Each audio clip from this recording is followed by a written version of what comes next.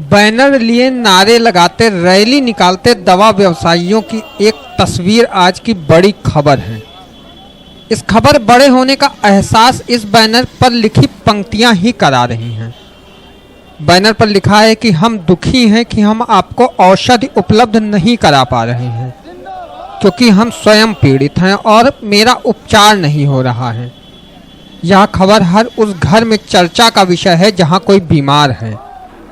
लेकिन एक बात समझ में नहीं आ रही है कि यह खबर उनके बीच में क्यों चर्चा का विषय नहीं है जिनको 2022 में चुनाव लड़ना है और वह सत्ता के प्रतिनिधि हैं। उन अधिकारियों के बीच चर्चा का विषय क्यों नहीं है जिनके पास प्रकरण का निराकरण करने की क्षमता है। आखिर ये संवादहीनता क्यों है? हम ये नहीं कह रहे हैं कि दवा व्यापारी जो कह दें वही कीजिए साहब, पर बीच का कुछ रास्ता तो निकालिए। क्योंकि आरोप भ्रष्टाचार का है, वह भी कोई एक व्यक्ति नहीं लगा रहा है, पूरा समूह लगा रहा है और एक मत होकर लगा रहा है। अंग्रेजी का एक शब्द है ईगो, मतलब आप जानते हैं। आखिर मामले में किसका ईगो टकरा रहा है? सामूहिक आरोप लगने के बाद कोई कार्रवाई क्यों नहीं हो रही है? समझ में नहीं आ रहा है कि आखिर क्या है जिसके तहत पोस्ट इतनी जरूरी है। यह उस सरकार में हो रहा है जिसकी गंभीरता का अंदाजा आप इससे लगा सकते हैं कि भ्रष्टाचार के आरोपी आईपीएस भी नहीं बच पाए। तो अगर भ्रष्टाचार का आरोप है तो यहाँ के जनप्रतिनिधि क्या सो रहे हैं? आखिर सरकार इतनी सख्त है तो सरकार तक आवाज क्यों नहीं पहुंच पा रही है? साहब, महत्वपूर्ण जनता की दिक्कतें हैं, व्यापारी की समस्याएं हैं या ड्रग इंस्पेक्टर का हर हाल में अपनी पोस्ट पर काबिज रहना? हमको तो कुछ समझ में नहीं आ रहा है। हम ड्रग इंस्पेक्टर को बिना जांच दोषी करार देने के लिए नहीं कह रहे, परंतु इस हड़ताल से प्रभावित आम जनता है।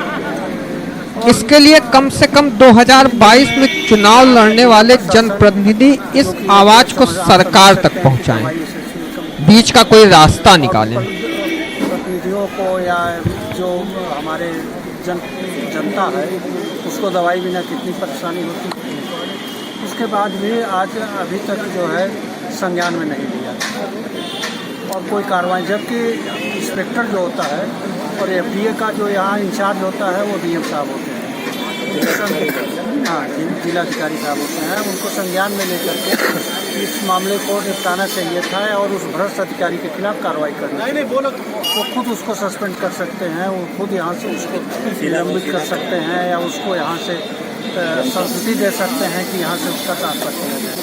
फिर भी हम लोग लखनऊ में थे और वहाँ हमारे जो इस डिपार्ट के बड़े अफसर हैं, ड्रग कंट्रोलर में, उनसे कुछ वार्ता हुई है।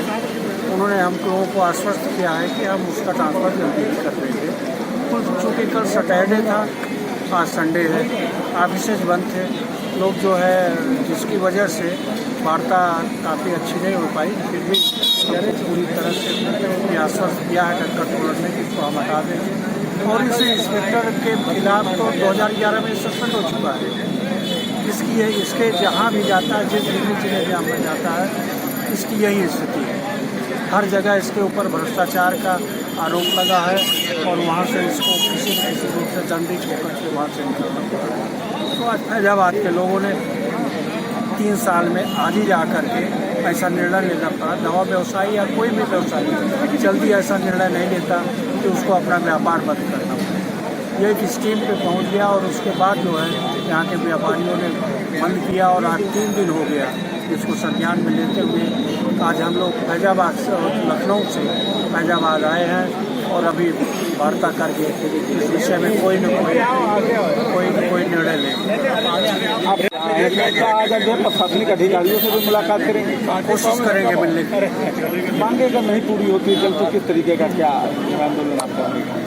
मांगे नहीं पूरी होगी तो हम अभी नाम के लखनऊ में जो हमारी प्रमुख सचिव और कमिश्नर हैं अनीता जी से वार्ता करेंगे, मुख्यमंत्री से भी मिलने की कोशिश करेंगे और उनसे मिलकर के पूरा बताएंगे। और हमें पूरा उम्मीद है कि शासन जो है उसको संज्ञान में लेकर के इसके खिलाफ तो निश्चित रूप से कार्रवाई। अरे हरभो गुप्ता जी,